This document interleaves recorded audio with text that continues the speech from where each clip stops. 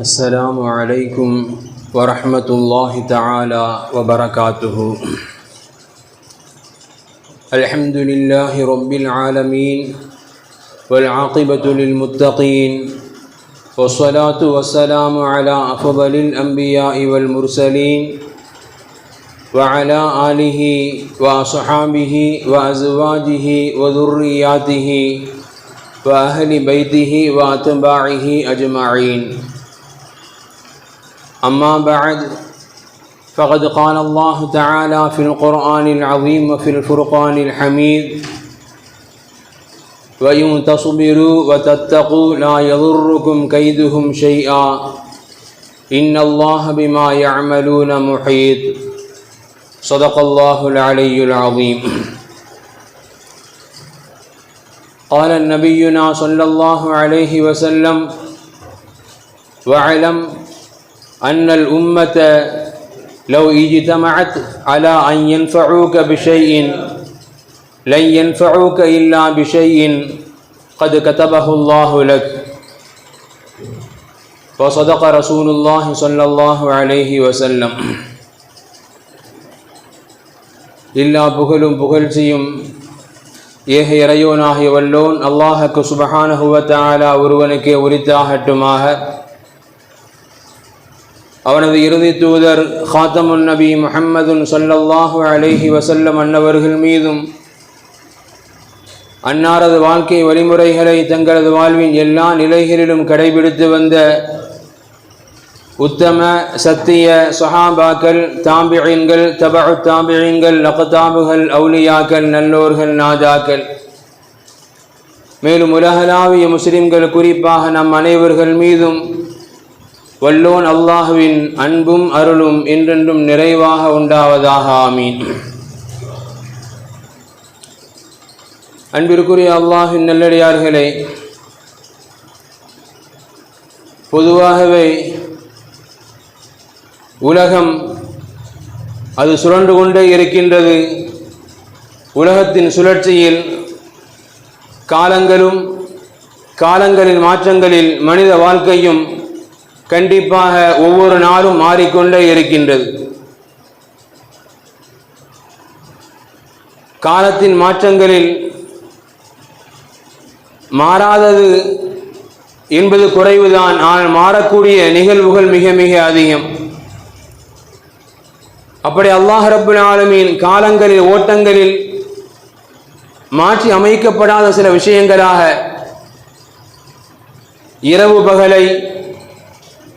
அந்த இரவு பகலை அடையாளப்படுத்தக்கூடிய சூரியன், சந்திரனை, இது போன்ற படைப்புகளை அல்லாஹ் ரப்புல் ஆலமீன் காலங்களினாலும் மாற்றி அமைக்கப்படாத சில பொருட்களாக அல்லாஹ் ரப்புல் ஆலமீன் இது போன்ற சில அடிப்படை பொருட்களை அல்லாஹ் படைத்திருக்கின்றான்.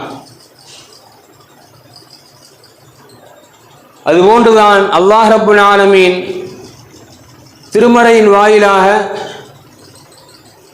சில மனிதர்களுடைய தவறான முயற்சிகளை,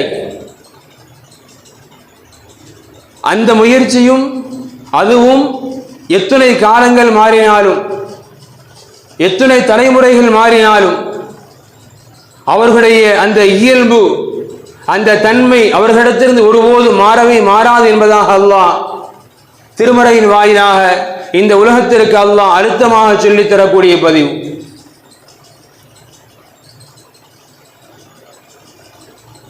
பொதுவாக இன்றைய உலகை பொறுத்தவரை உலகளாவிய அளவிலும் சரி, இந்திய அளவிலும் சரி, அதிகமான நெருக்கடிகளை சுமந்து வாழக்கூடிய ஒரு சமுதாயம், அதிகமான நெருக்கடிகளை சந்தித்து வாழக்கூடிய ஒரு சமுதாயம். கண்டிப்பாக எல்லோரினாலும் சொல்ல முடியும் அது இஸ்லாமிய சமுதாயம் என்று. ஏன் இந்த நெருக்கடி? அல்லாஹ்வையும் அல்லாஹ்வின் ரசூலையும் ஏற்றுக்கொண்ட உண்மையான ஒரு மார்க்கத்தை பின்பற்றக்கூடிய இந்த சமுதாயத்திற்கு ஏன் இவ்வளவு தூரங்கள் நெருக்கடி தரப்படுகின்றது? ஒன்றே ஒன்றுதான், இஸ்லாத்திலிருந்து முஸ்லிம்கள் வெளியேறிவிட வேண்டும். இஸ்லாத்தை விட்டு முஸ்லிம்கள் வெளியேறிவிட வேண்டும். இந்த ஒன்றுதான் அடிப்படை கொள்கை. எனவே நமக்குண்டான உண்மையான வெற்றி எதில் உண்டு தெரியுமா? நாம் இஸ்லாமியர்களாக பிறந்ததிலோ அல்லது அல்ஹம்துலில்லாஹ் நாம் இஸ்லாமியர்களாக வாழ்ந்து கொண்டிருப்பதிலோ மட்டும் நமக்கு வெற்றி அல்ல. மாறாக இன்ஷா அல்லாஹ் நமது மௌத்தும் இஸ்லாமிய மரணமாக, ஒரு முஃமினுடைய மரணமாக அமையப்பெற வேண்டும். மௌத்து வரை இந்த ஈமானை பாதுகாத்து வாழ வேண்டும். அதில்தான் உண்மையிலேயே நமக்குண்டான உண்மையான வெற்றி இருக்கின்றது என்பதை நாம் உணர்ந்து கொள்ள வேண்டும். அல்லாஹ் திருமறையை சொல்லி காட்டுறான், வலன் தர்வா அன்கல் யஹூது வலன் நஸாரா ஹத்தா தத்தபிஅ மில்லதஹும். இன்றைய உலகளாவிய அரசியல் அதுதான். வலன் தர்வா அன்கல் யஹூது வலன் நஸாரா, யூத நசாரா உங்களை ஒருபோதும் பொருந்திக் கொள்ள மாட்டார்கள், ஏற்றுக்கொள்ளவே மாட்டார்கள். பொருளாதாரத்தில் இன்றைய அரபிகள் ஜாம்பவான்கள். எத்தனையோ நாடுகளை இஸ்லாமிய ஆட்சி இன்று நடைமுறைப்படுத்தப்பட்டுக் கொண்டிருக்கின்றது. இஸ்லாமியர்கள் ஆண்டு கொண்டிருக்கின்றார்கள். உலகம் ஏற்றுக்கொள்ளத்தக்க, உலகம் பிரமிக்கக்கூடிய அளவிற்கு தலைமைத்துவமும் பொருளாதாரமும் எல்லாம் நம்மிடத்தில் பின்னி பிணைந்திருந்தாலும் யூத நசாரா அவனுக்கு சமமாக ஒருபோதும் நம்மை ஏற்றுக்கொள்ள மாட்டான், அங்கீகரிக்க மாட்டான். இது அல்லாஹ்வின் வார்த்தை. ஏன் ஏற்றுக்கொள்ள மாட்டான், எதுவரை ஏற்றுக்கொள்ள மாட்டான், அல்லாஹ்வை தெளிவுபடுத்துறான். ஹத்தா தத்தபிஅ மில்லதஹும். இந்த இஸ்லாத்தை விட்டுவிட்டு அவனது மார்க்கத்தை நீ பின்தொடரும் வரை, நீ ஏற்றுக்கொள்ளும் வரை, நீ மதம் மாறும் வரை உன்னை அவனுக்கு சரிசமமாக, அவனுக்கு நிகரானவனாக உன்னை ஒருபோதும் அவன் ஏற்றுக்கொள்ளவே மாட்டான். உலக அரசியலை குறித்து அல்லாஹ் மிக இலகுவாக சொல்லித் தந்த பாடம். இன்று உலகை நிர்வகிக்கக்கூடிய ஆளுமை பெற்றவர்கள் யூதர்கள். அவர்கள்தான் நிர்வகித்துக் கொண்டிருக்கின்றார்கள் கார்ப்பரேட் என்னும் பெயரின் மூலமாக. அல்லாஹ் உலக அரசியலை மிக இலகுவாக சொல்லித் தர்றான். யூத நசாரா உன்னை மதிக்க வேண்டுமா, உன்னை கண்ணியமாக நடத்த வேண்டுமா, இதுவரை நடக்காது. அது இஸ்லாத்தை விட்டு விட்டு நீ அவன் மதத்திற்கு மாறும் வரை அந்த நடக்கவே நடக்காது. அதற்குண்டான முயற்சியை அவன் செய்து கொண்டே இருப்பான். இன்றைய பலஸ்தீனுடைய தாக்குதல்களாகட்டும், ஏனைய இஸ்லாமிய நாடுகள் மீது உண்டான தாக்குதல்களாகட்டும், எல்லாம் அவனது மதத்திற்கு மாற வேண்டும் என்கின்ற ஒரு முனைப்பு. அதுபோன்று அல்லாஹ் மற்றொரு வசனத்தில் அல்லாஹ் இப்படி சொல்லி தருவான், வகத் மக்கரு மக்கரஹும் வஇந்தல்லாஹி மக்ருஹும். சிலர்கள் உங்களை அழிப்பதற்காக, உங்களை இல்லாமல் ஆக்குவதற்காக, வகத் மக்கரு மக்கரஹும், அவர்கள் ஒரு புறத்தில் சூழ்ச்சிகளை செய்து கொண்டே இருக்கின்றார்கள். இது உள்ளூர் அரசியல்.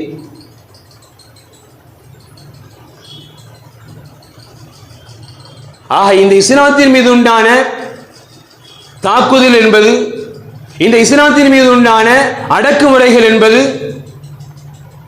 அல்லாஹ்வின் வார்த்தைகளில் அல்லாஹ் சொல்லித் தரக்கூடிய செய்தி. காலங்கள் மாறலாம், தலைமுறைகள் மாறலாம், முன்னுண்டான தலைமுறை கடந்திருக்கலாம். ஆனால் இந்த எண்ணம் மட்டும் ஒருபோதும் மாறவே மாறாது. இதற்குண்டான போராட்டங்களும்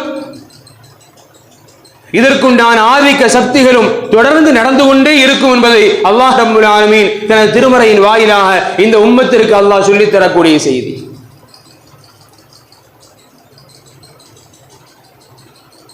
இந்த இஸ்லாம் என்பது அண்ணன் பெருமானார் மூலமாக அல்லாஹ் ரப்பல் ஆலமீன் எப்பொழுது மக்கத்து குஃபார்கள் என்று தொடங்கி மதீனாவின் வாயிலாக உலகம் முழுக்க இது பரவத் தொடங்கியதோ, அதனுடைய ஜோதி விரிய தொடங்கியதோ,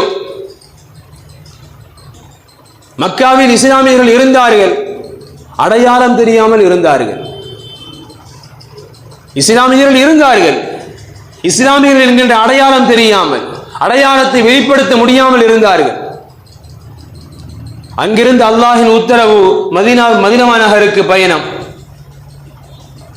அங்கு இஸ்லாமியர்கள் கொஞ்சம் நிம்மதியாக வாழக்கூடிய ஒரு சூழ்நிலை ஏற்பட்டு விட்டது என்பதை தெரிந்து கொண்ட காஃபிர்கள், குறிப்பாக காஃபிர்களோடு முனாஃபிகீன்கள், நாங்களும் இஸ்லாமியர்கள் என்று வெளிப்புறத்தில் காட்டிக்கொண்ட மறைமுகமாக மறைத்து வைத்திருந்த முனாஃபிகீன்கள், குறிப்பாக உபய் இப்னு சலூல் என்று சொல்லப்படக்கூடிய முனாஃபிக், நபிகள் பெருமானாரோடு இருந்து கொண்டு நபிகள் பெருமானார் ஸல்லல்லாஹு அலைஹி வஸல்லம் அவர்கள் மதீனாவில் நிம்மதியாக வாழ்கின்றார்கள். இந்த வாழ்க்கை கூடாது.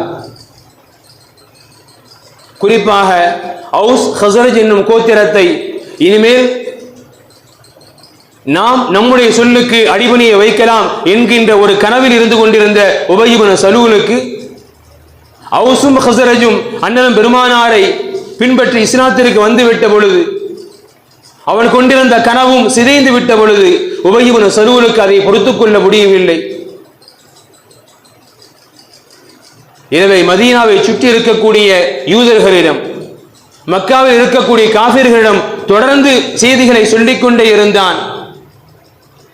முஹம்மது ரசூலுல்லாஹின் மீது ஒன்று போரை தொடுங்கள், அல்லது மதீனாவை விட்டு முஹம்மது ரசூலுல்லாஹை வெளியாக்கி விடுங்கள். ஒன்று முஹம்மது ரசூலுல்லாஹின் மீது போர் தொடுங்கள், இல்லையெனில் அவர் நிம்மதியாக வாழக்கூடிய இந்த மதீனாவை விட்டு முஹம்மது ரசூலுல்லாஹை வெளியாக்கி விடுங்கள் என்கின்ற கட்டளையை, என்கின்ற நோவினையை தொடர்ந்து மக்கத்து காஃபிர்களுக்கும் மதீனாவை சுற்றி இருக்கக்கூடிய யூதர்களுக்கும் கொடுத்து கொண்டே இருந்தான் என்று வரலாறு பேசி காட்டும்.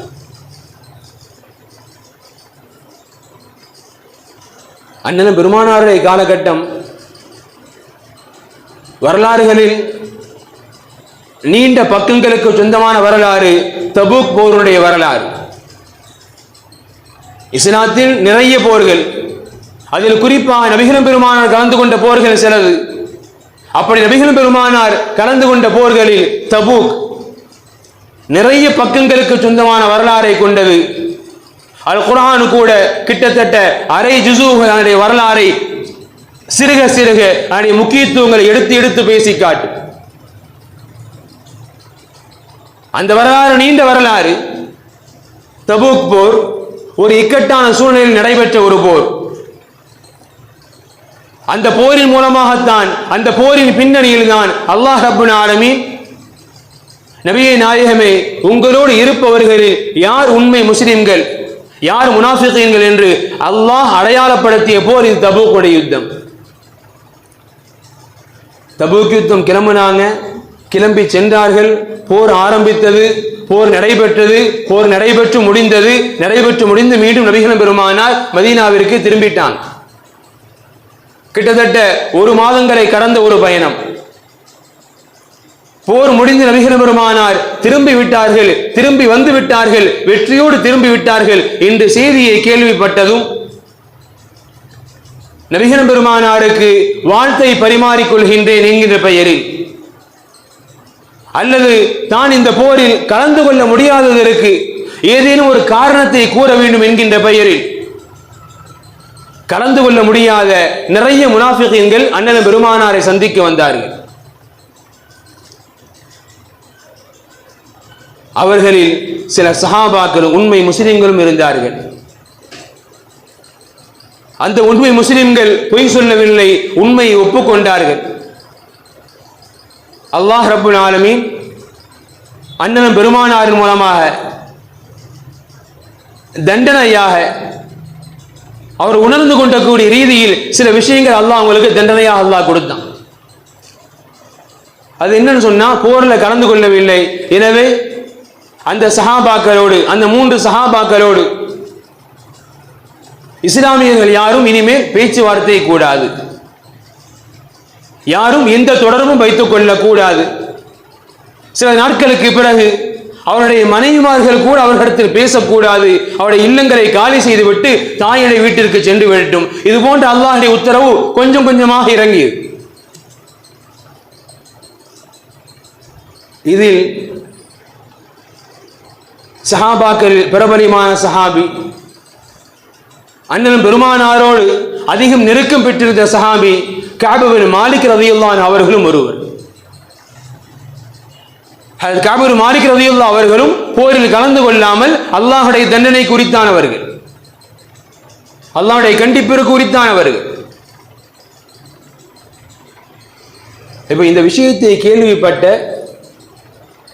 பக்கத்து நாட்டு அரசன், ஒரு நஸ்ரானி மதத்தை சார்ந்த பக்கத்து நாட்டு கஸ்ஸான் தேசத்து அரசன் கஅப் பின் மாலிக் ரலியல்லாஹு அன்ஹு அவர்களுக்கு ஒரு கடிதத்தை எழுதினான். என்ன கடிதம்? கது பலகனி அன்ன சாஹிபுக கது ஜஃபாக. கஅப் அவர்களே, உங்களை உங்களது தோழர்கள் கைவிட்டு விட்டார்கள், ஒதுக்கி விட்டார்கள் என்று கேள்விப்பட்டேன். வலம் யஜஅலக அல்லாஹு பிதாரின் ஹவானின் வலா முகிஅத்தின். அல்லாஹ் ஒன்றும் உங்களை அந்த கேவலமான ஊரில், அந்த நெருக்கடியான ஒரு சூழலில் அல்லாஹ் ஒன்றும் உங்களை வாழ வைக்கல, வாழ வேண்டிய தேவை இல்லை. எனவே நவாசிக்க, உங்களது குடும்பத்தை காலி செய்துவிட்டு நீங்க எங்களோடு வந்து சேர்ந்துருங்க. ஒரு இஸ்லாமியர், ஒரு சஹாபி, அண்ணன் பெருமானாரோடு அதிக நெருக்கம் கொண்ட ஒரு தோழர் என்பதை எல்லாம் தெரிந்து கொண்டவன் சமயம் பார்த்து பேசுறான். உங்களது தோழர்களை ஒதுக்கி வைத்து விட்டார்கள் என்று கேள்விப்படுகின்றோம், அதை பத்தி ஒன்றும் கவலைப்படாதீங்க. நீங்க உங்க சொந்த ஊர்ல உங்களை ஒதுக்கி வச்சிருக்கிறாங்க, அந்த கேவலத்தை நீங்க வாழணுமா? அந்த நெருக்கடி நீங்க வாழணுமா? அது எவ்வளவு சிரமம் எங்களுக்கு தெரியும். கவலைப்படாதீங்க, உங்களை அரவணைக்க நாங்க இருக்கோம், வந்துருங்க அப்படின்னு கூப்பிட்டான். உண்மையில உலகத்தின் பார்வையில் என்னங்க இது எவ்வளவு பெரிய உதவி? உலகத்தின் பார்வையில் இது எவ்வளவு பெரிய உதவி. இன்னைக்கு நம்மள அப்படிதானே, சந்தர்ப்பம் பார்த்து தான் எங்க அடிச்சா விக்கெட் கரெக்டா காலியாகவும் தெரிஞ்சு அடிப்பான். 2 சண்டை, இப்ப நம்ம உள்ள போனா நாம சேர்ந்துடலாம்.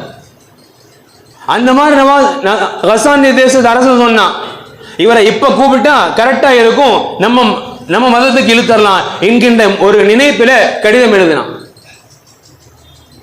கஅப் பின் மாலிக் ரலியல்லாஹு அன்ஹு கடிதத்தை பெற்றார்கள், படித்தார்கள்.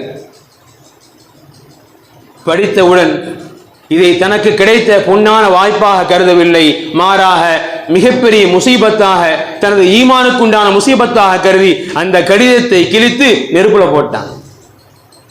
அந்த கடிதத்தை கிழித்து நெருப்பில் எரிந்து விட்டார்கள். ஈமானுக்குண்டான சோதனை என்பது எப்பேற்பட்ட வடிவத்திலும், சில இடங்களில் பொருளாதாரத்தை காண்பித்து, சில இடங்களில் பயத்தை காண்பித்து, சில இடங்களில் உயிருக்கு ஆபத்தை காண்பித்து, எப்படி வேண்டுமானாலும் ஈமானுக்குண்டான சோதனைகள் நம்மை அடையலாம். அப்படி வருகின்ற பொழுது, அப்படி சோதனைகள் நம்மை அடைகின்ற பொழுது, அந்த சோதனைகளில் நாம் கொஞ்சம் சற்று நிதானித்து யோசித்து அந்த சோதனையை கடந்துவிட்டால் இன்ஷா அல்லாஹ் நமது வாழ்க்கை வெற்றி பெற்ற ஒரு வாழ்க்கையாக, ஈடேற்றமான வாழ்க்கையாக மாறிவிடும். இன்றும் அதே போல்தான் இஸ்லாமியர்களை இஸ்லாமியர்களாக வாழவிடக் கூடாது. அதற்குண்டான முயற்சிகள் தொடர்ந்து இஸ்லாமியர் மீது தொடர்ந்து நடத்தப்பட்டு கொண்டே இருக்கின்றது. இதுவரை உலக அரங்கில் பார்த்த செய்திகள், நமது தேசத்தில் நமது கண்களுக்கு எங்கோ பார்க்கப்பட்ட பகிரப்பட்ட செய்திகள், இன்று நாம் வாழும் இந்த இந்தியாவிலும் அந்த நெருக்கடி என்பது நம்மை மிக மிக நெருக்கிக் கொண்டு இருக்கின்றது என்பதை இந்த வாரத்தினுடைய பல்வேறு விஷயங்கள் நமக்கு உணர்த்தி கொண்டே இருக்கின்றது. இன்னைக்கெல்லாம் இஸ்லாமியர் என்கின்ற பேரு எதிலும் முன்னால் வந்துடக்கூடாது, முன்னணியில் இடம்பெறக்கூடாது, ரொம்ப குறியா இருக்கிறாங்க. இஸ்லாமியன் ஏதேனும் ஒரு இடத்தில் ஜெயித்தவனாக, முதன்மையாளனாக வந்துவிடக் கூடாது. அதை எப்படி நசுக்கலாம் என்று பாசிசங்கள் அதை மிக தெளிவாக செய்து கொண்டிருக்கு. எதுவுமே இல்லை. இந்த வாரம் 2 தினங்களுக்கு முன்பாக சாதாரண விளையாட்டு நாம் எல்லாம் கேள்விப்பட்டிருப்போம். சாதாரண விளையாட்டு, அது இன்டர்நேஷனல் அல்ல, ஒரு IPL என்று சொல்லப்படக்கூடிய சாதாரண ஒரு கிரிக்கெட். இதற்கு இந்தியாவில் இருக்கக்கூடிய சில தலைநகரங்கள், அந்த நகரத்தின் பெயரில் வீரர்கள் தேர்ந்தெடுக்கப்பட்டு நடத்தப்பட்டுக் கொண்டிருக்கின்றது. கிட்டத்தட்ட 15 வருஷமா நடக்குது. இந்த வருஷம் 7 எடுக்கிறாங்க. கொல்கத்தா அணியினுடைய உரிமையாளர் வங்கதேசத்து வீரர், வங்கதேசத்து ஒரு இஸ்லாமிய வீரரை எடுத்து விட்டார். 2 தினங்களாக மீடியாக்கள் முழுக்க அதான் விஷயம். ஷாருக் கானை நாக்க வெட்டணும், அப்படி வெட்டிட்டா 10 லட்சம் ரூபாய் பரிசு, உடனடியாக அவரை ஏலத்திலிருந்து விடுவிக்க வேண்டும். பல்வேறு விதமான மிரட்டுதல்கள். இறுதியில் மிரட்டுதலுக்கு பணிந்து அந்த வீரரை ஏலத்திலிருந்து விட்டுட்டார், எடுக்கல விட்டுட்டார். ஒரு சாதாரண விளையாட்டுக்கு கூட, இது ஒன்றும் இன்டர்நேஷனல், இந்தியாவுக்கு விளையாட போகல, ஒரு சாதாரண விளையாட்டிற்கு கூட இஸ்லாமியன் முதன்மையானவனால் தேர்ந்தெடுக்கப்படக்கூடாது என்கின்ற அளவிற்கு இஸ்லாத்தினுடைய விரோதங்கள், விருப்புகள் உச்சத்தில் பரப்பப்பட்டுக் கொண்டிருக்கின்றது. சரி, விளையாட்டு தான் அப்படி போயிட்டு போகட்டும். இதே இந்த வாரம் ஜம்மு காஷ்மீரில் இருக்கக்கூடிய ஒரு கல்லூரி, ஸ்ரீ மாதா வைஷ்ணவ கல்லூரி. என்ன கல்லூரி இது? மருத்துவ கல்லூரி. இந்த கல்லூரியில 50 மருத்துவ படிப்பிற்குண்டான சீட்டு காலியா இருக்குதுங்க. 50 மருத்துவ படிப்பிற்குண்டான சீட்டு காலியா இருக்குது. அந்த சீட்டை ஒன்றும் அந்த மருத்துவ கல்லூரி சும்மா தூக்கி கொடுத்தரல. மாறாக இன்றைய நடுவண் அரசு பாசிசம் வைத்திருக்கக்கூடிய நீட் தேர்வு, அந்த நீட் தேர்வில் எழுதி 50 மாணவர்களும் அந்த 50 சீட்டை எடுத்திருக்கிறாங்க. யாரும் காசு கொடுத்து லஞ்சம் கொடுத்துலாம் போகல. 50 மாணவர்களும் நீட் தேர்வை எழுதி செலக்ட் ஆயிருக்கிறாங்க, தேர்வு செய்யப்பட்டிருக்கிறாங்க. அந்த 50 மாணவர்களில் 30க்கு மேற்பட்டவர்கள் இஸ்லாமியர்கள். அந்த 50 மாணவர்கள்ல 30க்கு மேற்பட்டவங்க இஸ்லாமியர்கள்.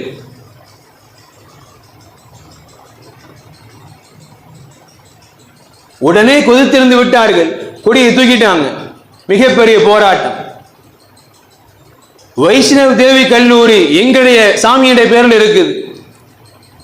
இந்த கல்லூரிக்குண்டான கட்டிடத்திற்கு கூட எங்களுடைய கோயில் நிதியிலிருந்து தான் கொடுத்திருக்கிறோம். இந்த கல்லூரியில் எப்படி இஸ்லாமியர்கள் நீங்கள் தேர்வு செய்வீர்கள்? மிகப்பெரிய போராட்டம். இறுதியில் 50 மாணவர்களுக்குண்டான மருத்துவ சீட்டும் மறுக்கப்பட்டு மாற்று மதத்தை சார்ந்த அந்த சிலர்களுக்கு மட்டும் வேறு கல்லூரியில் ஏற்பாடு செஞ்சு தர்றோம்னு சொல்லி இருக்கிறாங்க. இஸ்லாமியன் கைவிடப்பட்டாச்சு. இதை விட கொடுமை என்ன தெரியுமா? கடந்த ஆண்டு தான் இந்த கல்லூரிக்கு மருத்துவ படிப்பிற்குண்டான சான்றிதழை கொடுத்திருக்கிறாங்க. இஸ்லாமியர்களுக்கு அனுமதி கொடுத்ததுனால அந்த சான்று ரத்து செய்யப்பட்டாச்சு. நீ எப்படி எங்க கல்லூரியில் இஸ்லாமியர்களுக்கு படிக்க இடம் கொடுப்ப? எனவே இனி உனக்கு மருத்துவ கல்லூரி சான்றிதழ் கிடையாது, அது மறுக்கப்பட்டாச்சு, அது திரும்ப வாங்கப்பட்டு விட்டது. படிப்பின் ரீதியாக கூட முஸ்லிம் முன்னேறிவிடக் கூடாது. அதிலும் மருத்துவ படிப்பு இஸ்லாமியனுக்கு கிடைத்து விடக்கூடாது. சாதாரண இல்ல, நீட் தேர்வு எழுதி அதுல ஜெயிச்சு போயிருக்கிறாங்க, ஆனா கல்வி மறுக்கப்பட்டிருக்கு. சரி, கல்விதான் பாலா போச்சு. அதே இந்த வாரத்தில், இந்த ஜனவரி 1ஆம் தேதிக்கு பிறகு 5 ஆண்டுகள், எப்படிங்க 5 ஆண்டுகள் எந்த எஃப்ஐஆரும் கிடையாது, எந்த குற்ற வழக்கும் கிடையாது, என்ன வழக்கின்றே பதிவு செய்யப்படல. ஆனால் 5 ஆண்டுகள் சிறையில் இருக்கிறாங்க. சர்ஜில் உமர் காலித். இந்த உமர் காலித் விஷயம் நமக்கு கேள்விப்பட்டிருப்போம். அமெரிக்காவுடைய இப்போதைய மேயர் வரைக்கும் அது கண்டனம் தெரிவிச்சிருக்கிறார். இங்க செஞ்ச தவறு என்னங்க? 2020 சிஏஏ என்ஆர்சி போராட்டம் இந்தியா முழுக்க நடைபெற்றது. அந்த போராட்டத்தில் முன்னெடுத்தவர்கள் இவர்கள். அந்த ஒரே ஒரு காரணத்திற்காக வேற எந்த குற்றமும் கிடையாது, எந்த எஃப்ஐஆரும் கிடையாது, யாருடைய எந்த ஆதாரம் கிடையாது, இதுவரை சிறைச்சாலையில். இந்தியாவுடைய அரசியல் சாசனத்தில் தண்டனை சட்டத்தில் இருக்குது சில குற்றங்களுக்கு ஜாமீன் கிடையாது. ஆனா எந்த குற்றமுமே செய்யல, ஜாமீன் மறுக்கப்படுது. 5 வருஷமா எந்த குற்றமும் செய்யல, ஜாமீன் மறுக்கப்படுது. இந்த வாரத்தில் அந்த 5 சகோதரர்கள் தனக்குண்டான விடுதலைக்குண்டான ஜாமீனை முன்வைத்த பொழுது நீதிமன்றம் சொல்லியிருக்குது, இந்த வருஷம் தரமாட்டோம், வேண்டா அடுத்த வருஷம் நீங்க திரும்ப முன்மொழிங்க, பார்க்கிறோம். தரோன்னு இல்லை, நீங்க அடுத்த வருஷத்துக்கு நீங்க ஜாமீன் கேட்டு வாங்க, பார்க்கிறோம். அதற்கு உச்ச நீதிமன்றம் சொன்ன தீர்ப்பு என்னங்க, சொன்ன வார்த்தை என்னங்க? நீண்ட கால சிறைவாசம் என்பது ஜாமீனுக்குண்டான காரணமாக ஒருபோதும் இருக்காது. குற்றமே செய்யறடா, நீண்ட கால சிறைவாசம் ஒருபோதும் ஜாமீனுக்குண்டான காரணமாக இருக்க முடியாது சொல்லி நீதிமன்றம் மறுத்து இருக்குது. அதே நீதிமன்றம் ஒருத்தர் 27,000 ரூபாய் செக்கு மோசடி பண்ணிட்டாருங்க. 27,000 ரூபாய் செக்கு மோசடி பண்ணிட்டார். அவருக்கு 17 மாசம் இதுவரைக்கும் சிறையில் இருக்கிறார். அவருக்கு உச்சநீதிமன்றம் என்ன சொல்லியிருக்கு தெரியுமா? ஒருவரை இந்த குற்றத்தின் பெயரில் நீண்ட காலம் சிறையில் வைக்க முடியாது, எனவே சீக்கிரம் ஜாமீனில் விடுங்க. குற்றம் செஞ்சவன், நிரூபணமானவன், அவன் 17 மாதம் சிறையில் இருக்கான். உச்சநீதிமன்றம் சொல்றது இந்த குற்றத்திற்கெல்லாம் ஒருவரை நீண்ட காலம் சிறையில் வைக்க முடியாது, சீக்கிரம் ஜாமீன் கொடுங்க. குற்றமே இல்லை. அவர் பேர் என்னங்க? அரவிந்த். நீ இஸ்லாமியனா, இந்த உலகத்தில் உன்மேல் எந்த தவறும் இல்லையா, நீ குற்றவாளி பார்க்கப்படுவாய். உனக்கு எல்லா தகுதியும் உண்டு, ஆனா படிப்பு கிடையாது.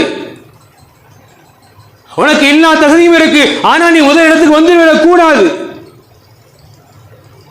என்கின்ற தொடர் தாக்குதல்கள் தொடர்ந்து இந்த இஸ்லாமியர்கள் மீது நடத்தப்பட்டு கொண்டே இருக்கின்றது. இது அண்ணன் பெருமானாரை காலம் தொட்டு இன்று வரையிலும், இன்றல்ல கியாமத் வரையிலும் இதற்குண்டான சூழ்ச்சிகள், இதற்குண்டான செயல்பாடுகள் இருந்து கொண்டேதான் இருக்கும்.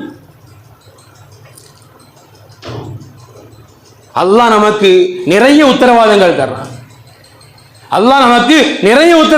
தர்றான். இன்னா லனன்சுரு ருசுலனா வல்லதீன ஆமனு ஃபில் ஹயாத்தித் துன்யா. நிச்சயமாக நான் எனது ரசூல்மார்களுக்கு உதவியவன், இந்த உலகத்தில் கண்டிப்பாக ஈமான்தாரிகளுக்கும் உதவி செய்வேன், அல்லாஹ்வின் வாக்குறுதி. அதே அல்லாஹ் திருமறை இன்னொரு இடத்தில் அல்லாஹ் இப்படியும் பேசுறான், வயின் தஸ்பிரு வ தத்தகு லா யதுர்ருக்கும் கைதுஹும் ஷைஆ. நீங்கள் சிறிது காலங்கள் பொறுமை காருங்கள், அல்லாஹ்வை அஞ்சி வாழுங்கள். சோதனை வருது, நெருக்கடி வருது, இஸ்லாமை நெருக்கப்போது இவ்வளவு பிரச்சனை, ஈமான விட்டுறாத, கொஞ்சம் பொறுமைக்கார், அல்லாஹ்வை அஞ்சி வாழ். லா யதுர்ருக்கும் கைதுஹும் ஷைஆ. எவனின் சூழ்ச்சியும் உன்னை எதுவும் செய்யாது, எவனின் சூழ்ச்சியும் உன்னை எதுவும் செய்துவிட முடியாது. அண்ணன் பெருமானாருடைய வாக்குறுதியும் அதுதான்.